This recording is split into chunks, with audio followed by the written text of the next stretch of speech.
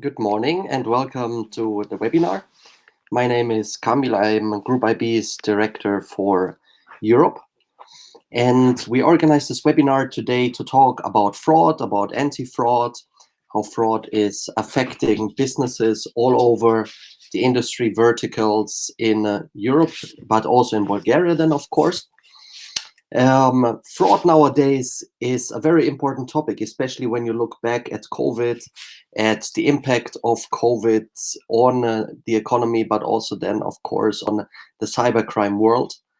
We see during this COVID period many more people sitting at home, using online banking portals, using more e-commerce portals, being more active on everything what is online, because of restrictions which are holding them back to go to physical shops, to physical banks, and to physical places to do their business. So we see an increase in both in phishing, we see an increase in fraud, we see increased activities in account stuffing, in account takeovers, all across the industries. Of course, the online banking sector is the more popular one for this, but we see activities in the e-commerce sector where we have credential stuffing or any sort of other cash out opportunities for stolen funds, stolen credit card credentials, and ways to monetize what criminals have stolen. We see activities in the telco sector as well, but then also in forex, in crypto exchanges, in gambling and gaming, very many activities related to fraud. But for today, let's better get to the point before I talk too much. We have a very tight agenda for today. Let me share my screen a little quick with you. The agenda already started with my little welcome speech. We will then move to my colleague Pavel Shepetina, who is one of our anti-fraud specialists at Group IB. Pavel Shepetina has long experience in combating cybercrime. He has been working for our search team, our computer emergency response team in the past, then moved to anti-fraud and became a very solid, one of the smartest maybe anti-fraud specialists we have currently. Then we built in a little surprise for you. We will be voting for 3 use cases, which Pavel's colleague Andrei Parshin will present later on. We have 3 scenarios or 3 use cases. The first one is global ID, how global ID can help to combat fraud. Then a use case with 3DS referrers, and then a use case with screen sharing and team viewer detection. Related, of course, all of it to fraud. The use case which will win the voting will be then presented by Andrei here at 11.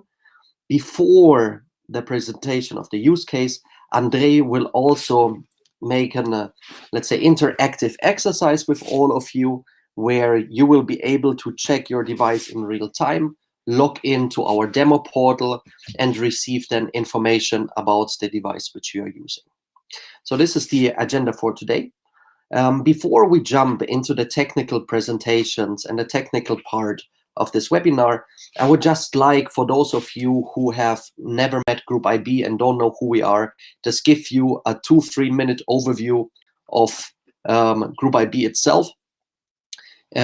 We are a company which is primarily focused on investigations, on incident response, cybercrime investigations, obviously, research into APT groups, research into cybercrime, and by that collecting a lot of knowledge about everything what is happening on the underground, in the underground, in terms of cyber attacks, in terms of APT attacks, and cybercrime activity in general. And this knowledge is then being transferred into what Group IB is proposing in their products and in their services.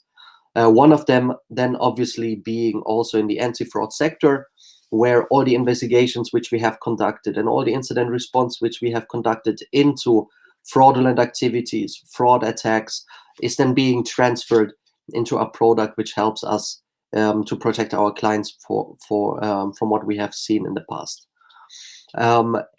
Important for us is then also our relationships to international law enforcement. So we are working very closely with Europol, with Interpol, with local and national police units. We help them by sharing intelligence about cybercrime, which we are following, but then also our criminal investigators are helping them to find individuals behind attacks and then lead to arrests. With Europol, we have a seat in the EC3 in the Europol Cybercrime Center and are an official advisor to Europol in cybercrime matters. I think this, for the beginning, is enough about the company, about Group IB itself. Now I would like to introduce our first speaker, which is Pavel Shepetina, who is going to tell us a little bit about fraud from an introductory perspective, some basics about fraud so that we are all speaking the same language, and we'll then also move into a first demo, and then later on we will have even more of those. So Pavel, the stage is yours. Hello everyone again. So right now I will show you some couple of slides about fraud that we basically detected for the last time, some statistics, some popular fraud for finance area. Just keep in mind, I suppose we will have some questions, so we will cover all questions in the end of the session. And also we will have some surveys, so keep in touch, don't forget to vote for different demos, because basically we have here,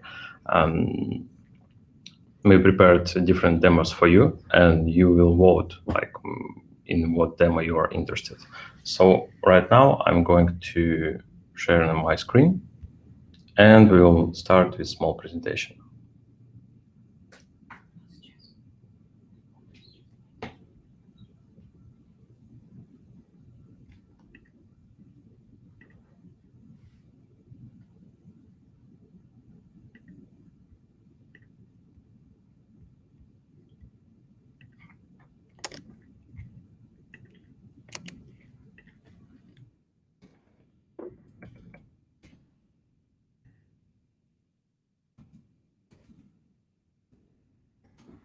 Okay, I hope now you can see my screen presentation. So interesting thing about lockdown period and after lockdown period, that basically many of us just stayed at home, and of course COVID in general, it's really challenging not only for our health, it's also a challenge for economic, and of course big challenge for cybersecurity, as many fraudsters just become active, started to steal some credits data, steal some accounts, trying to steal money from these banking accounts, trying to cash out money from compromised accounts, and etc. And now you can see like statistics that we have for the last several years. Like you can see how many credit cards were compromised a few years ago, last year, and this year only for the first 7 months. And you can see, for example, that in case of statistics for compromised cards, it increased almost in 6 times, and in 3 times for compromised accounts, banking accounts. So for sure, fraudsters become much more active. They started to attack finance sector. They started to attack popular websites with different geosnippers to collect credit cards, etc. And also you can see some statistics related to Bulgaria here as well. So to attack somebody, probably you need to specify channel for attack. You need to choose your specific techniques, instruments that you will use, and of course goals. Because it's not enough just to steal some credit card data. You should do something with that. For example, you can collect credit card data and then try to sell them on the dark web forum, or try to cash out money from these credit cards. And basically you have a few options to get money from these credit cards. You can do it online via, for example, 3D page, or of course you can use cash machine. Regarding platforms, of course, we have different mobile apps for Android, for iOS, online retail, and corporate banking. But right now, the most popular channel for attack is 3GS page because it can be used for cash out, like I said. And to send something to user, you need to specify a channel. Yeah, you can use different technologies. You can use spam via social network, via messengers. You can use email spam. You also can spread malware via SMS, Android malware, which is actually very popular last time. And interesting thing that you also can use popular sites. For example, you can hack some popular websites, inject your malware code there, or use advertisement, or you can, for example, boost your phishing websites in search. So regarding instruments, of course, the classic one is just a typical fake phishing website. When somebody get a link on this fake phishing website and then type his credentials on this website. And then you have credentials. Basically, you can sell them or you can just proceed further with stealing money from this account. You can use malware. Right now, the most popular malware in case of banking sector is basically related to Android, but also still somebody uses malware for PC as well, when you basically have the full access to PC and your malware is trying to inject its codes, it inject for every banking page in browser and collect everything. Spam, advertising, yes, dark web forum, of course, it's a good instrument. For example, if you don't want to care about stealing of credentials, if you are aiming to steal money already from compromised accounts, you can just simply buy compromised data on dark web forum and just proceed further with cash out. And human trust, of course, like somebody call you and just asking for credentials. So a few words about sniffers. Basically, it's a really popular one because you can just hack a popular website, popular e-shopping, e-commerce website, and basically input your sniffers there and collect all credit card data. And then sell it, then try to cash out money from this credit cards and etc. Many popular websites were hacked in the last time. Like here, for example, you see that we mentioned British Airways, which is a very popular one. And you can imagine how many users lost their credit data because of JF Sniffer on British Airways website. In case of Android, basically right now for iOS we don't have any active malware, especially banking malware, just some kind of unwanted software. But for Android, we have a lot of malware. And the most popular channel right now to spread this malware is via SMS or basically via messengers. So somebody just sends you a link via SMS, like, can you take a look at my photo, or I'm interested to buy something from you. Here is a link to my profile, and it's probably a fake link. You click on the link, and then you automatically get message like, can you please install application on your phone? Then you click yes, and you're basically infected. And now, of course, this channel can be used not only for malware spreading, for phishing as well.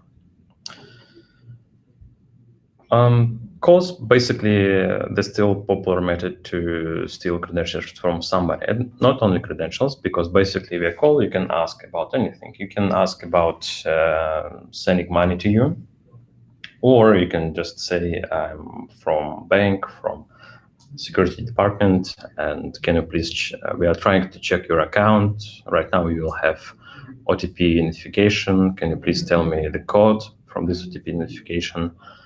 And many of users just tell everything because they're scary. You can say something like, right now somebody is trying to hack you. So this is important, something trying to steal money from your bank account. So we need to provide this security measure urgently, and etc. So you just scare the user, and then maybe he will tell you OTP code. And of course, you can use this OTP code if you already have credentials like card details. And for final step of cash out, you just need OTP code to cash out money from 3DS page. Phishing is still popular. And of course, it can be spreaded by any channel. Just typical spam in social networks, typical spam in messengers, email spam, etc. This is a really old instrument, and it still can be used. And also, this instrument can be used to steal your OTP as well. So it's like a live attack. You type in your credentials, user login, that you get fake OTP page. But on the server side of phishing page, they try to log in your account right now, and they have the real OTP page. So basically, during this phishing activity, they get access to your account and immediately steal money from your account. The interesting case that you can also use advertisement to spread phishing pages and also some malware as well, especially for Android.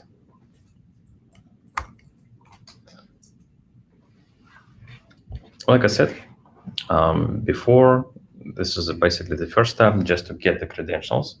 But the final step is actually about stealing money from compromised card and compromised accounts. And right now, the most popular one, especially during COVID period, is 3DS page, because basically you can use compromised credentials to buy something on 3DS, basically in any e-commerce shop, and you can use it to cash out money. Also, the popular method is just to use cash machine, basically create a fake card and use it on fake machine. But of course, during COVID period, is more popular to use 3DS, and it's also more simpler because you can buy something from another country, like you are, for example, in Russia, and buy something from Europe, and probably in that case, you will have less problems with the law, I suppose.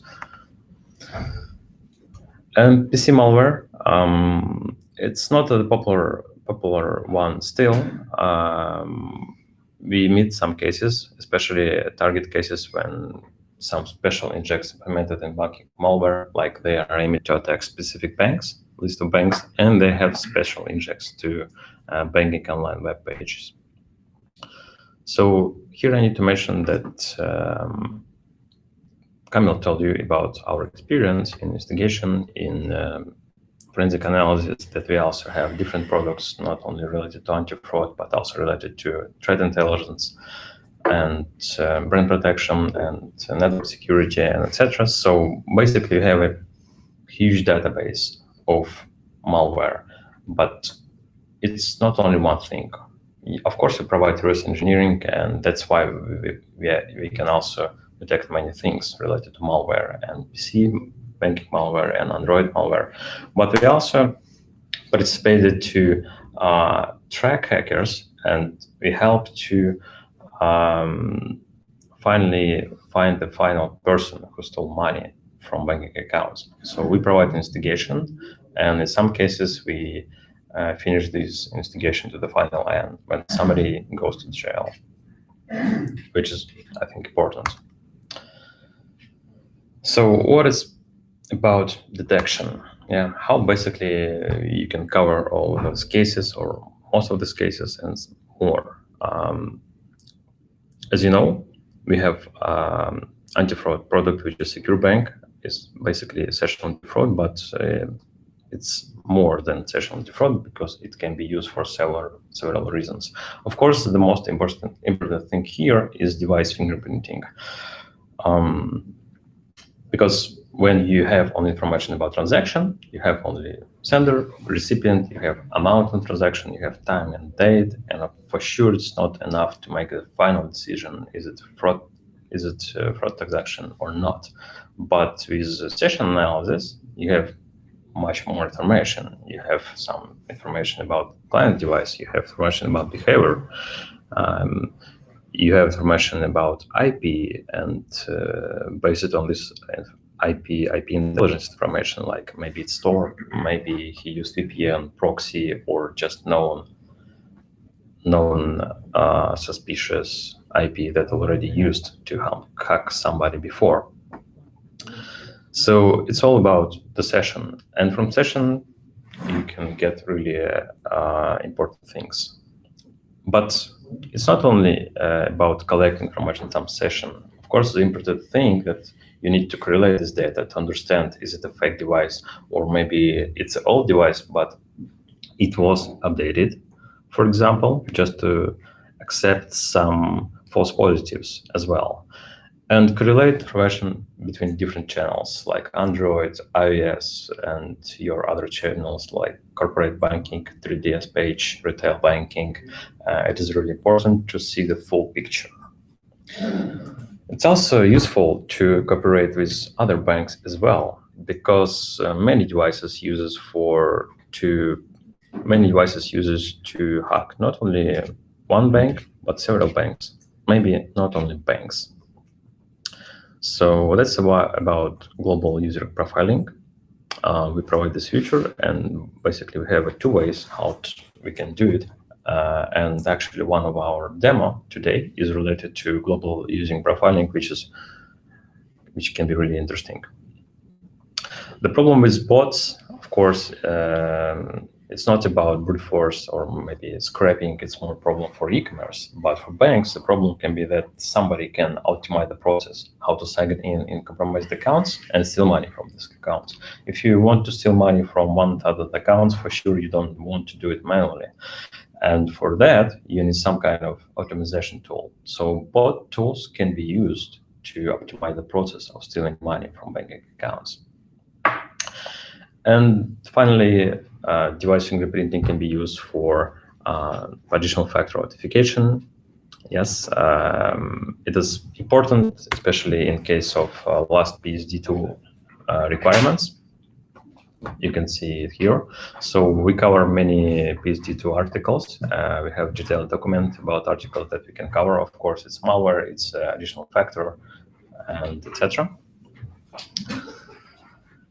Also, it can be used for typical optimization of your service. Like if you know it's already a trusted device, which was used many times before, basically you don't need to send OTP, additional OTP factor for the new session of user.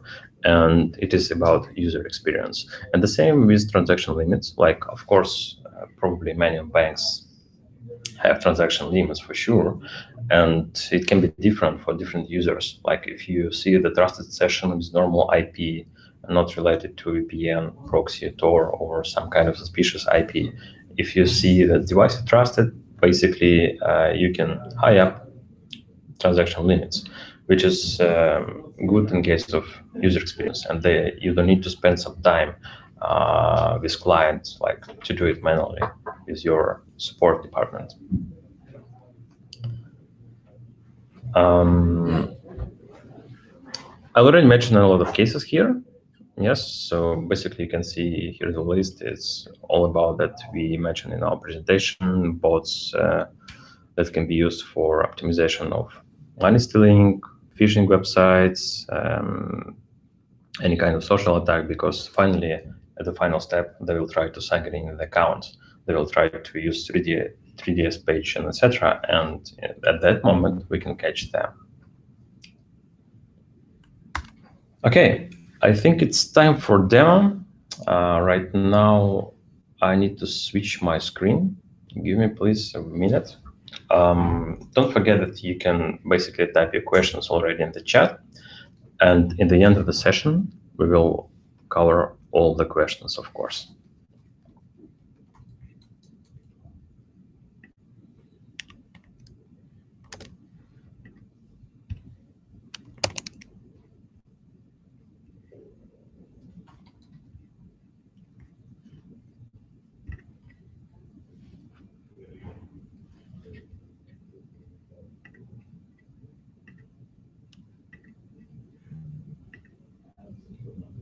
I hope you can see my screen right now. Yes, approved from my colleagues. So just want to show you a few examples related to detection, related to fingerprint collecting and optimization of this process. So this example from production, from real environment. Basically, right now you see a typical picture. Normal user has one typical device, and here you can also see physical fingerprint of this device. It is important thing, and I will show you later why. And also, he used only one specific geolocation to seg it in. So basically, this is a normal situation. But let me show you the full picture of this activity, and let's see how it looks like here. So we still have this one physical fingerprint related to hardware, software on this specific device. And we have a lot of fake devices. So we see that hacker created a lot of fake devices and used these devices to sign in compromised accounts to steal money from these accounts. So the important thing here, just to see fake devices and real devices. In most cases, it can be really important to see the full picture of hacker activity and the real device, not fake devices like different sessions, maybe different incognita modes in browser, or even optimization tool like PhantomJS or Selenium. So the interesting thing here that these accounts were compromised. These accounts were before Byte on dark web forum, and he just basically created many fake devices from real one to steal all the money from this account. So it's super simple, but still not always possible to detect something like that with a typical anti-fraud solution. Some information about these devices. You can see basically it's some kind of server based on Mac, like it has at least 12 CPU cores. Maybe it's the last one, MacBook Pro. And device fingerprint itself. Different devices that were used in this case. And he also used 4 different geolocations. Okay, let me show you another example. Here you see the same picture. Yes, you can see one device connected with many compromised accounts, but in this case, this fraud was much larger. First of all, you can see some connected fingerprints, and so we can say these fingerprints are very similar. You can clearly see it on the graph. It's not 3 different physical devices. Probably this is only one device which is connected with all these compromised accounts. And let me zoom out and show you the full picture, how it looks like in real life. You can see here fake device connected with many fake accounts, not fake accounts, compromised accounts. Here, and here you have really difficult situation. Yes, only a few fake devices connected with many compromised accounts. And you also can see that hacker used many different VPNs. This gray icon is related to geolocation, and geolocation in this case based on IP. So he used different proxies, VPNs to sign in different accounts. Like he was trying to cover his activity, but powerful device fingerprinting can catch it. So in this case, more than 700 users were affected, typically by one fraudster or maybe by one group of fraudster. Okay, I need to jump on another screen again, just to show you how you can basically see detailed information about session.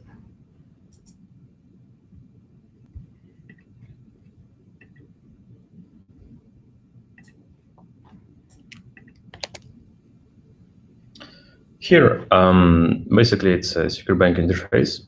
Andrew also will show you a few examples, and I just want to show you example how this activity can look like in the interface. So we have here different events. You can see the list, like more than 10 events, started with pass from buffer, etc. 2 logins were affected during this session. Session started anonymously, then he signed it in. We collected information about his device. In this case, it was a Mac. We collected some fingerprints that we do. We do fingerprint for Canvas, we do fingerprint for WebGL driver, and of course, we're trying to collect this information on our backend to understand is it a typical update of device or maybe it's a completely new device as well. Information about IP, his session, different clicks, navigation between different pages, key combination, and also some use of numeric case on his keyboard, passing from buffer something, copy to buffer something. So it's a really interesting and detailed information about his session, which can be used for investigation, retrospective analysis, and etc. Also, we have here some events. Yes, like he passes something, he copies something. Maybe he just copied it from another tab, for example. It can be interesting fraud when somebody trying to switch tabs between different pages in his browser and copy paste login and password from CNC, for example, to online banking, which can be interesting. Then he signed in. We also detected that this device before was used to sign in some different accounts. So that's why you can see the 7th, more than 2 clients with the same device. It's also a new device for this specific account, new hardware fingerprint, and new cookie as well. And then he changed his IP a few times. You can see it like abnormal geolocation change and also provider change because probably he used something just to change his IP. So different activity related to IP changing. We also can take a look on graph again, how it looks like. So basically I can copy his identity information, which is basically a simple hash. So we do not collect any kind of confidential data, only hashed information about user, hashed information about session, information about device. Similar picture, somebody from one device used many VPNs to sign in these accounts. And also we see connection with normal devices as well. Like basically this device can be normal or probably not in this case because 4 accounts actually connected with this device and another fraud device as well. So that's how it looks like. Right now, I'm going to launch our survey and you need to vote for something.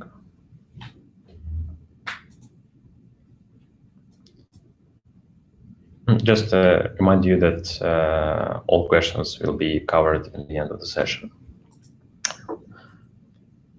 Okay.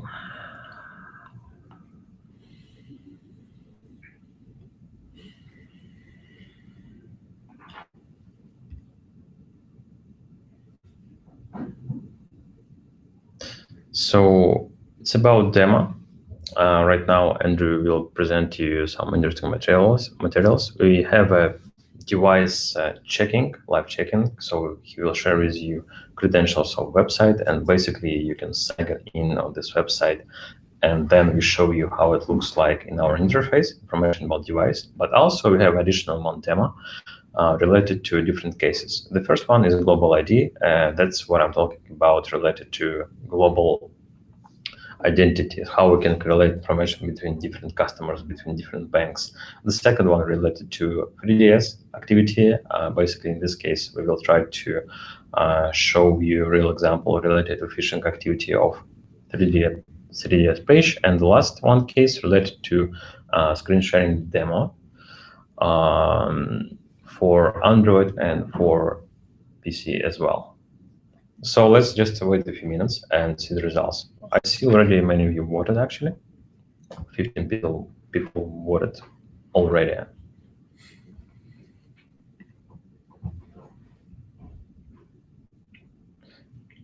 Okay, I think anyway I can give a word to my colleague Andrew. So thank you. And now I'm going to mute myself.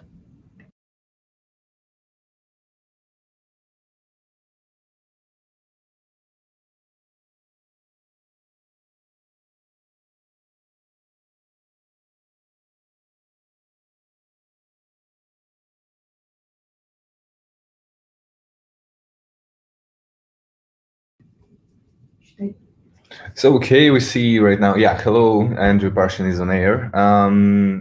So right now we see the poll results. They're really interesting, and you can see them right now. So we see that more than 50% choose the 3GS reference. So, okay, I'll make a mark on it. So yeah, again, I want to announce that you can write the questions to us. You can ask for anything, not anything, but regarding this topic, of course. So feel free to ask, feel free to, I don't know, write about your state or mood. It doesn't matter. So, okay, pool is over. The option, the chosen option is the 3GS refers. And for now, I want to share with you and do some interactive thing. So it's basically called check your device in real time. So it will demand from you some actions, of course. I will write into the chat the credentials and the site. So basically, it's our demo site. I will share my I will share my screen for a moment. So wait, please, for that. So right with you, I want to get through the registration. So just to create a new account that you could use then. Let it be fraud day 23. I will copy just into all fields.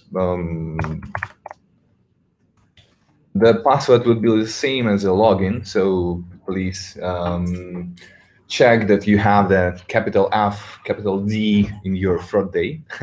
And after, we just registering, I just log in onto that. So I want to share it onto the chat right now. And I will share as well the link to demo site so you could all participate in this interactive thing and so on. So, one moment. Yep. I guess that you has the access to it. You have all necessities to then go to this page, then put down the login fraud day 23. The password is the same. Then you log in our demo site, and you as a user and your browser will then upload this JavaScript that we are providing. The data from the data of your device, like how we can collect this data, how we can recognize you, will be then pushed into our demo portal and into our graphical interface, of course. And then we'll just check out how it looks like right into the real time, right after I just shared with you these credentials. I just created this account and all of that. So let's wait for a couple of minutes for those who is concerned about it, who is interested in this activity. And then I'll switch on to our graphical interface.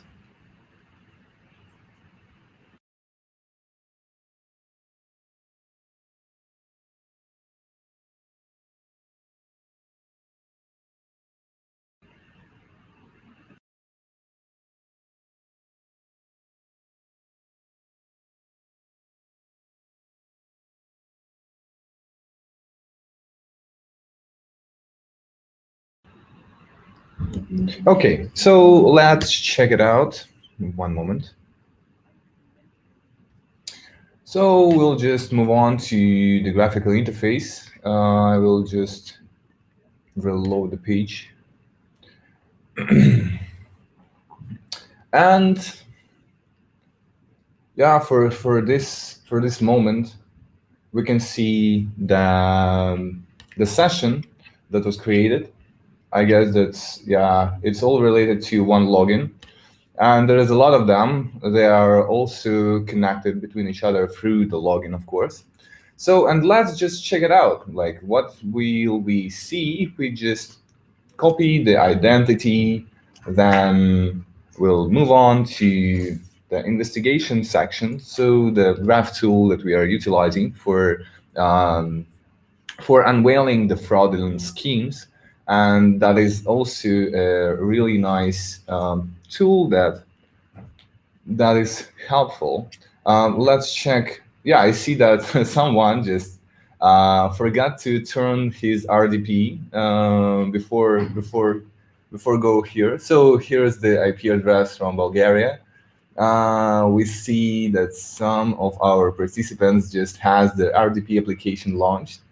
And for some fraudulent perspective, let's see that these remote access tools might be used by fraudsters to access your data or access your banking account, for example, when the fraudster trying to do some social engineering techniques, trying to impersonate the bank employees, for example, to then deceive the victims and then gathering the access to the banking account, to some personal data, or just to get the remote access tool to PC of accountant, for example, will then lead to really really bad losses that might include the money, for example, as well. So let's check this this login from the investigation section. And what we will see all IP addresses, where they come from. We see the connections with our global IDs features. So, for example, if we see the same device, if we see the same customer coming to one of our customer web portal, we still be able to see that. We still be able to see the correlation. So, for a fraudulent from a fraudulent perspective, for example, if we see that some device was previously detected in some possible fraudulent scheme, we will increase the device scoring for this precise device. So, for example, if you're utilizing our global ID, you can beforehandedly get the result, or get the result and the verdict upon this device, upon this customer. So, for example, you can even block him or provide the additional authentication steps for them as well, and to prevent the possible fraud, of course. So it's also important and vital, for you to have this kind of possibilities and opportunities. So we can see, as Pavel was showing you, we can see the device fingerprints, we can see the operating system, we can see the geolocation fingerprints as well. So some of our participants coming from the Sofia, from Bulgaria, we can see the ISP, we can see IP addresses, we can see the city, we can see that someone is trying to get from Singapore to us. We can see other cities as well. So from this perspective, and I guess that the second identity was provided by my device, because I was logged in into another account for you. So basically, that's how it works in real time. That we couldn't even have to wait for a long time to see all this picture, to understand like what's going on, what's happening right now, what are the possible fraudulent schemes that some fraudster trying to utilize, and so on. So I guess that's was efficient and sufficient to show you this kind of example. I guess that maybe we have some additional connections, for example, but I see that someone is trying to, it's basically the same device. So there was the mobile devices, there are the PCs, the Windows PCs, the Mac PC as well, MacBook or Mac laptop, and the Linux as well. So yes, we can do that. We can show you this kind of picture. We can deduce the fraudulent scheme. We can deduce and then recognize the victims and the actors who is trying to do that. And having our capabilities, we can even block them using our secure bank proxy, but that's another matter.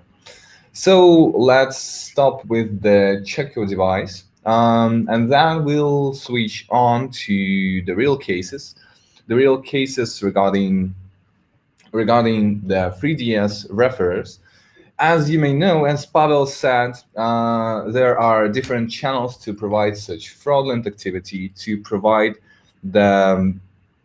and to deceive the victims, to then accrue or to gather the data, to gather the money, to transfer the money securely, and so on. So basically, phishing sites are intent to decrease.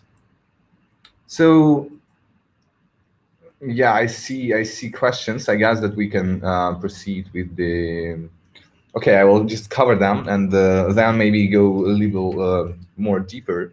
So the first question was how we can check if our personal devices or company devices are compromised. So, for example, having the holistical integration with our threat intelligence, we can check the EMI of the number of the mobile devices. And if we see the compromised EMI, we will provide you beforehandedly the event that will be triggered into the graphical interface as you saw that already. So this kind of events as the new device, but it will show you that it's the possibly or it is the compromised device and maybe some login is connected with it. So, or moreover, you can then access the website with our JavaScript, and if we see any web inject that is coming from your device, so it will show us that your device right now is infected, and it is infected with some Trojan that creates this web injects onto the page. So the next question is, we mentioned that we can detect a lot for Android, but what about the iOS? So another question, I guess. I see. Yep, thank you. So we mentioned that we can detect a lot for Android, but what about iOS? So basically, yes, we can detect a lot of things towards the Android devices, and both for Android and iOS devices. As well from the web perspective. So if the user is just trying that utilizing browser through their mobile devices, we still be able to check their device. We still be able to see this connection, to see these correlations, and all of that. So and this will help us to determine to picture this kind of connections. So we can detect a lot of things being implemented into banking application with our mobile SDK, for example. So one of our options was the detection of remote access tools onto the Android devices. But moreover, we can detect the screen sharing onto iOS as well. And basically, we can detect a lot of things like SIM swapping, for example. We can detect SMS forwarding applications installed onto the Android devices that might be used as to intercept the SMS codes for 2FA authentication. So, and that's how the fraudsters just usually do. They trying to convince the victim to install some additional software. Was it the remote access tool? Was it some SMS forwarder? Or as Pavel mentioned, was it some SMS with some strange link inside it that trying to persuade you to install some additional software? So there's a lot of techniques to get into the device of a victim. And we can, and that's the matter why we met here.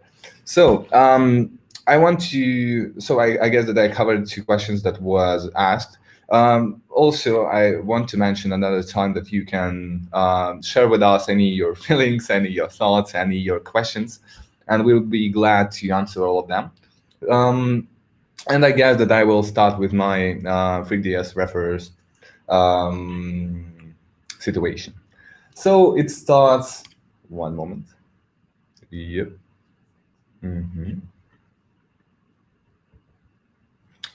Yes, so we start from the beginning. At first, we saw some strange refer, we saw some strange link that came from the production environment of some bank. So I will translate all of this because right now this particular example is from the Russian bank. So I will translate it into Russian and comment some of these findings. So we see that Secure Pay, basically it's maybe some payment service. Okay, why not?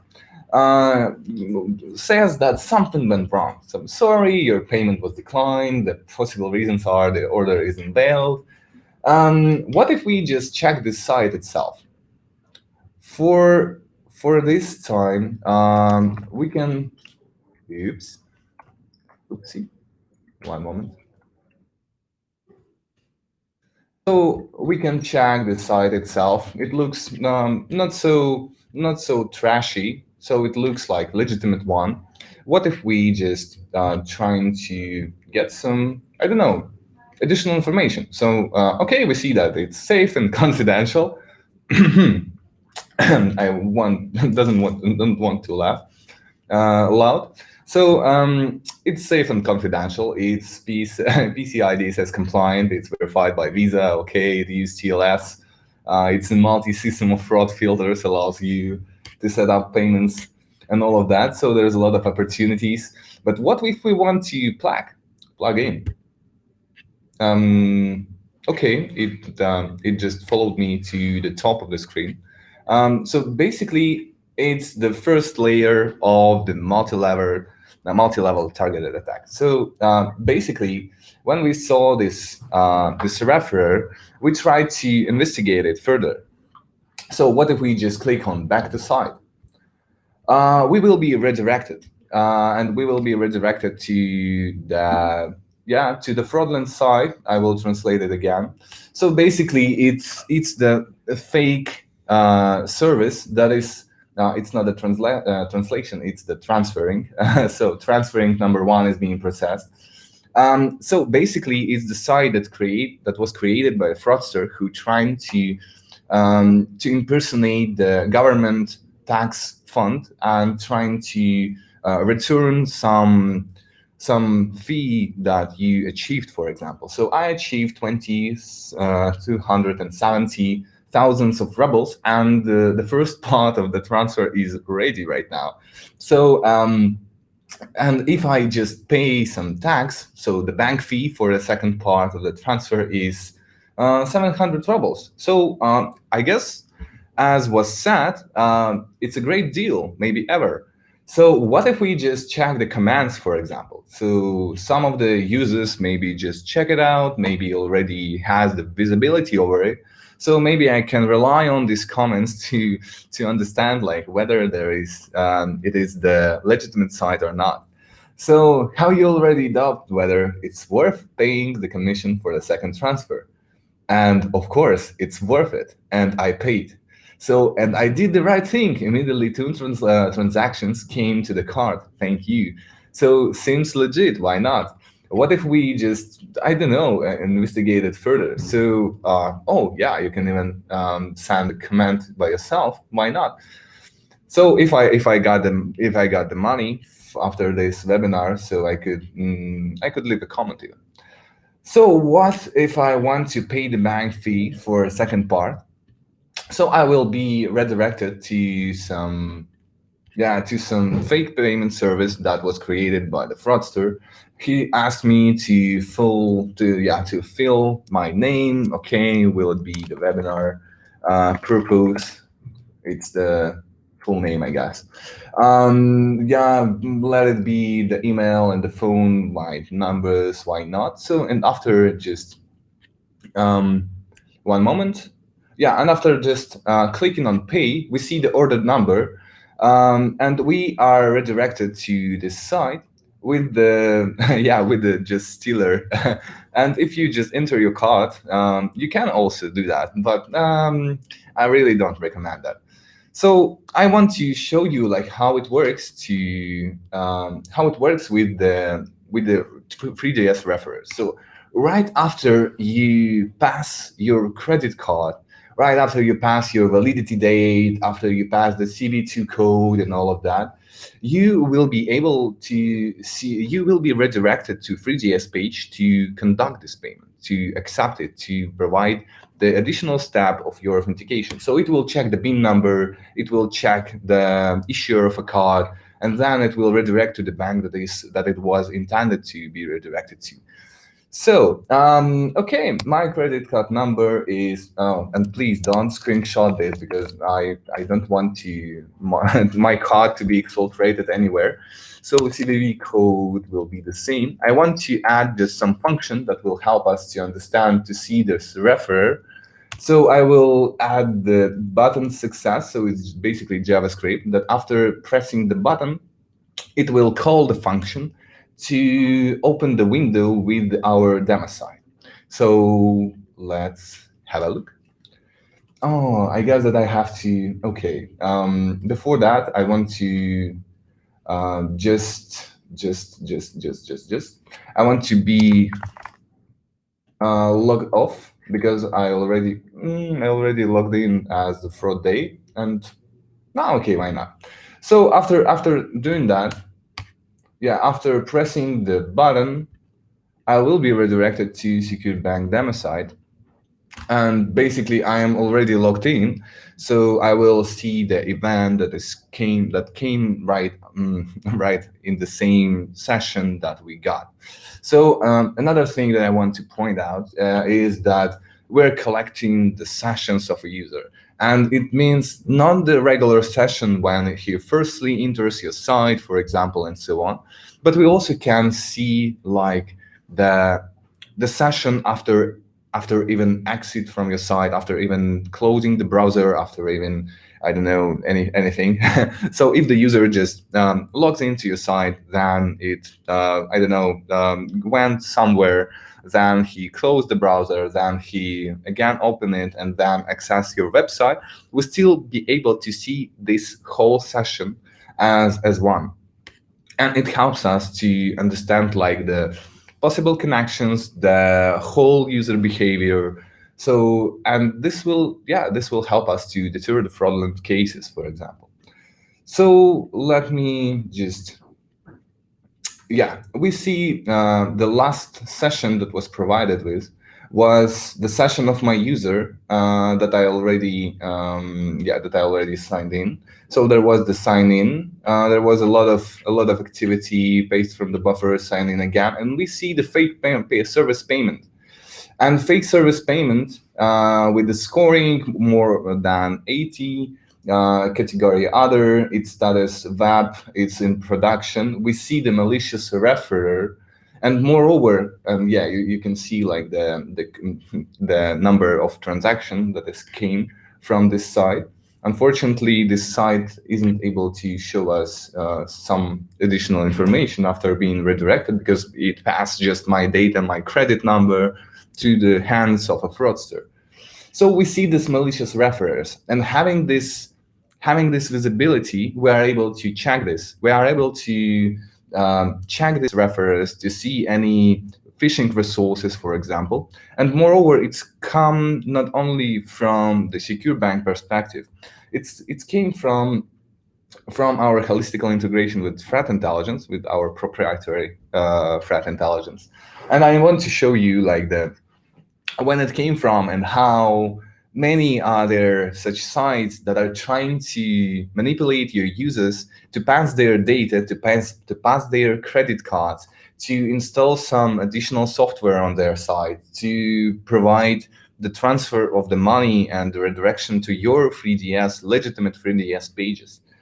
So yeah, we have the description upon this. We see the malicious referrer. So it was the last referrer, paycard.site, when I put my credit card. So and let's just one moment. Let's just revert to the page with the prom that promised me to give me money. So I wanted them.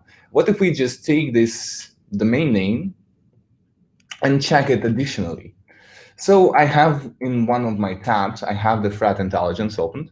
And it's basically our graph tool that is conducting. So we are conducting the continuously scanning of whole IPv4 address space. And we have like the snapshots of the internet. And having these capabilities and having this kind of visibility over the whole internet segment, we're able to see the connections between the infrastructure of fraudsters and of the fraudulent schemes. So, for example, we are able to see the different sites, different infrastructure that was prepared for conducting such kind of fraudulent schemes. So let's wait a couple of seconds. I guess it's a lot of them inside, so that's why we can't right now see them. We see we see a lot of domains. Oops, yeah, it's ready. So we're constantly checking the whole IPv4 address space to then gather the information regarding the domain names, regarding the IP addresses, SSL certificate, SSH keys, and all of that. So we are able also to see the DNS records, how they changed through the time, how the whois data changed, for example. And that's kind of serious when we have the similar looking domain names. So what if we just check this out, check one of these IP addresses, one of these domain names, sorry, and trying to just extend the IP address where it was hosted. So we see that it has more than 400 nodes that are connected with this site. What if we just trying to extend it? I hope it will. Oops. There's a lot of them. One moment it will, yep, it tried to extend like a universe. I don't know. Whoa. So it's getting a bit of time to see all these connections because they are huge. It's the infrastructure hosted on one IP address. And even more, they're all looking the same. So basically, it has the same like naming for the services. We are providing the tags towards this infrastructure. So if we see that it is the phishing site, if it is connected with the phishing infrastructure, we are providing the tags that are then be integrated with our secure bank. So if we see the phishing page, we then will, if we are standing onto the FreeDS secure page, we then will check the referrers in case of emergence of some phishing sites.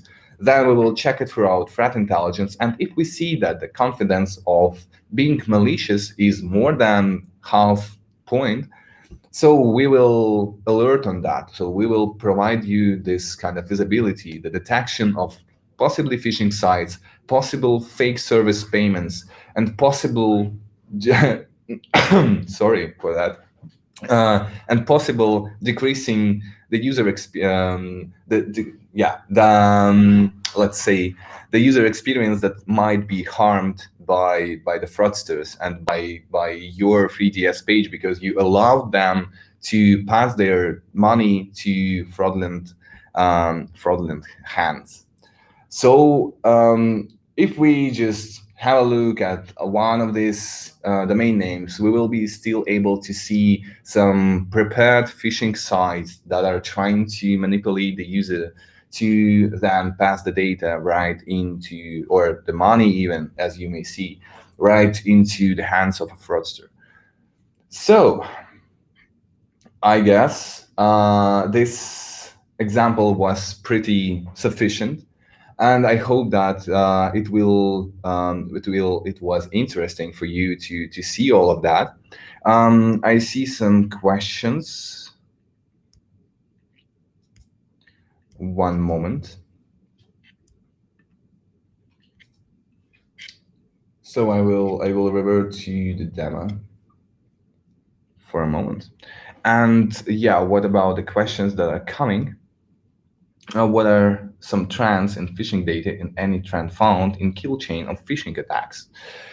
So the main trends are pretty same. So we can see the emergence of phishing pages that trying to manipulate the users to visit them. So maybe it's boost of advertisement inside the Google event. So the fraudsters, the fraudulent actors, just trying to manipulate the legitimate services to to then boost their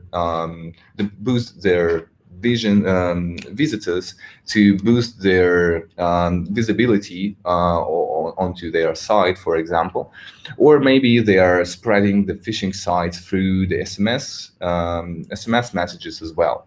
So it's not a big deal to send an SMS code if your phone was exfiltrated or compromised on some site. I don't know, maybe even if it was some legitimate service, for example. But if you noted your phone there, the malicious actor and the fraudsters can use that in their fraudulent schemes as well.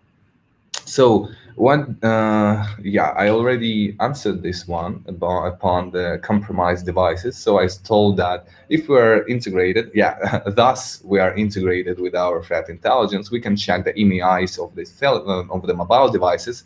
And if your device was compromised and its EMI was found by our threat intelligence, we will provide such kind of trigger the event that will tell you about it. If we see that your device was infected by some malicious software, malware, we will still be able, and if we see some web injects coming from your device, we will still mark it as a compromised device. And in case of emergence or appearance of this device into the bank application or into a banking web portal, we will notify the bank and our customer upon this. So the next question coming: what do you use for Android integration SDK? Does it affect anyhow application? So yes, we are utilizing SDK for both for Android and iOS. So we are able to be integrated with the native applications as well as a hybrid one. So from hybrid application perspective, we can use the hidden web view object to load all our detection capabilities.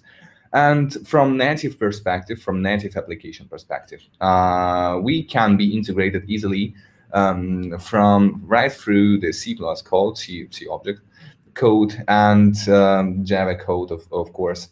And basically, the application itself weighs not so much. It weighs around approximately 1 megabyte and can be easily integrated to then pass the data upon the session ID and the login of the Android user to secure bank. And then we will be able to see all of that. It doesn't affect anyhow the application itself because it has a really a little weight that no, it does not anyhow affect the performance. Of course, if the secure bank, for example, is unavailable right now, or its backend is unavailable, we still be working there, and it won't somehow interrupt the connection. So we will hold, we will collect the data, and after the mobile phone will get the internet connection or cellular data, we will be able to send this kind of logs. We will be able to see this kind of events if there was any fraudulent events, of course. So yeah, thank you. That's how it works. So from which geographical regions comes most sophisticated attacks? So I want to mention, like, the Russia is the core of the comprehensive and advanced threats, let's say, but there's a lot of others actors. And what's related to sophisticated attacks, if we're talking about the banks, if we're talking about the fake services, if we're talking about the fake payment service, yeah, and as well some strange or counterfeit sites as well. So there is a lot of regions that are hosting this kind of sites that are controlled by some of the actors, for example. And let's say if you are using our global ID feature, you will be able to see even the region where it comes from and what is this actor or mobile device came from. And if it was detected previously or recognized as previously known malicious device, you will be able to see that, and you will be able to deter this most sophisticated attack by our solution. So yeah, that was the question that that's the question that I just covered a bit, but let's do it in more detail. So the trends found are, as Pavel mentioned, or if you was really like interested and paid attention to the presentation, there was let's say two of the most trends, amongst them. So the first is the JavaScript sniffers that are installing into phishing web pages or even into the hacked web page as well. So for example, if you're a merchant or a trusted merchant that you're partnering with, that you have the partnership and all of that, so it must be, sorry, it might be hacked, and its site might be hacked, and then the hacker will install the Java sniffer onto its website to then pass all the credit card data towards to the C2 servers of the infrastructure of some malicious actor. So it's the first trend that isn't aren't tend to decrease. So, and it will increase even because the JavaScript families are growing, and there's a lot of like forks of already known tools that were used. And here are how we can like mitigate this. At first, we can be being installed onto the web page. As you may know, phishing tools may then scrap your site, then copy all the content, and then host it in somewhere. So basically, if we are installed onto some web page with our secure bank JavaScript, the phishing tool will then copy it and host into some third-party domain name. If it's not trusted, we will see these connections coming from third-party domain name to them, and then we will see these connections. We will see that it's not like acceptable to see our JavaScript installed onto some third-party domain name. We are not defending it, and so on. So basically, it's another sign that your site was scrapped by the fraudster. Your site was created, the copy of your site was created as a phishing resource, and it might be still working, for example. So we are providing even this kind of information. And as mentioned before, we can see the reference coming from phishing resources as well, or we can work with the full DOM object and see if there are any C2 connections coming from the device of the user, for example. And if we see that there was the connections to some C and C server of already known Java sniffer infrastructure, we can even provide you this information that your user was that is connected with some identity. This device was visiting the phishing site and then passed his data to some CNC server. So you better inform your customer, inform your user to change the password, to block the credit card, or to provide him with your full support, and it will be strictly tailored to increase the user experience. So Yeah, and the other case was a 3DS that I showed you and already covered. So that are the most interesting and trending cases. So maybe there are some additional questions. Okay. Yeah, thank you too. Thank you for your questions. Yes, I see my friend. So Thank you, Andrew, and also Pavel, for the oops. presentations which you have done. I hope it was interesting for our colleagues in Bulgaria. Initially, we have planned to make this event physically in Bulgaria, but unfortunately, some pandemics were messing with our plans. But we hope very much that in a nearest future, maybe in the end of the year or sometime in the beginning of next year, we will be able to run another physical event in Bulgaria like we did last year as well. Thank you also to our friends from Isaka, to Jenny Boneva, who helped us to organize the event and to invite all of you. And we will keep you posted on everything what we are doing. Whenever we have another webinar, we will invite you again. And we would also appreciate feedback from you about the way how we present it, or the tools which we have used, the use cases, to always learn what we can do better. Thank you then very much, and have a very nice day. Goodbye to Bulgaria. Yeah, thank you everyone. Thank you all for your time, for participating. And yeah, I hope we'll see each other after this COVID time and all of that. So yeah, thank you again. Bye-bye. Thank you and goodbye, everyone.